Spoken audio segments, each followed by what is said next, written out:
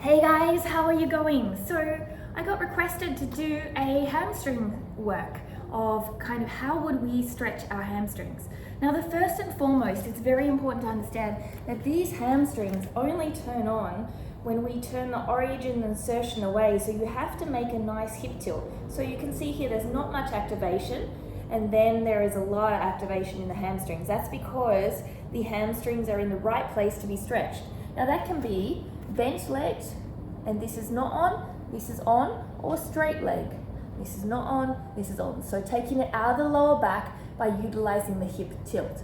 So first things first, we're going to first activate the strength of the hips by doing a little strengthener to be able to create a muscle engagement so we can have the correct hip tilt when we go into movements.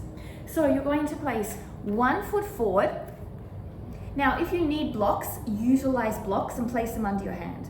From there, you're going to need to not round your back, so that's where you may need blocks to be up higher, but create that hip tilt.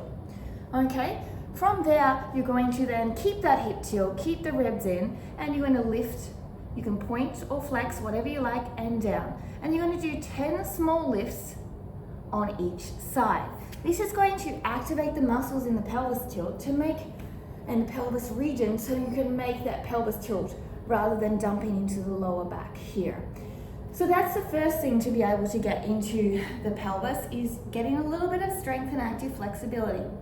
The second thing I like to do is to use a wall stretch. This one is a little different, and a lot of people will just simply do the half honeymoon, half split like this. So this one takes a little bit more emphasis in getting into the structure of the calf, the gastrocnemius, the hamstring, because they both cross the knee, and also the hip tilt. So you're going to place your foot here. You're going to be in a nice line. Foot is straight. Now, if you need blocks again to be into that hip tilt, then utilize blocks. From there, you're going to bend your knee, and you can swivel your hips for a moment. And then from there, you're going to release in. Now, if you have more capability, we're going to start to use the wall. We're going to push away from the wall. So if you need to come back a little bit or find your direction, and you're going to bend your knee and then straighten your back and straighten your leg and utilize that hip tilt. So it's not this, it's here, and you keep that hip tilt lengthening back and your head lengthening forward. And you do 5 to 10 of these repetitions, holding for about 10 sets. This is going to really release into the hamstring. Then I love this movement because it helps us to articulate the hip movement. So you're going to have 1 foot forward, 1 foot back, and from there you're going to bend down with that hip tilt and come up. So your hands can be like this, heading towards the ground. We're getting a stretch on this side, and this side is your stabling side. So you're coming down in that nice hip tilt. So when we come down, we have the pelvis bones leading up. We don't come down and round down, otherwise it's not going to work. So you lengthen out your spine as you do it, and you do 10 each side to get a nice stretch. Now also remember that a lot of our flexibility movements link into the nervous system. So if our nervous system is stressed, then we're not going to get the results that we want to get.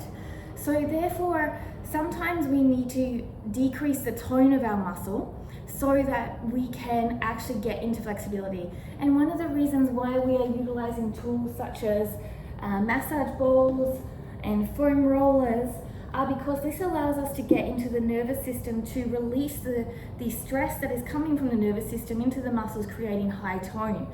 So when you are struggling and feeling extra tight, rolling out your hamstrings is a good thing to start with, to release off any of the tension that may be in the body related a little bit towards the nervous system, to decrease the tone in the muscles so the flexibility can be introduced, feeling that the nervous system feels safe, so the muscles can feel safe and everything can relax down a little bit in its intensity. So don't forget to remember that there is a whole lot of things that we need when we get flexibility. Not just a static stretch, not just an active stretch, not just foam rolling or fascia work. It all links in. So you have to listen to your body and also remember to be adaptable, and also consistency. Consistency is the key. Thanks for joining me. Have a great day. Namaste.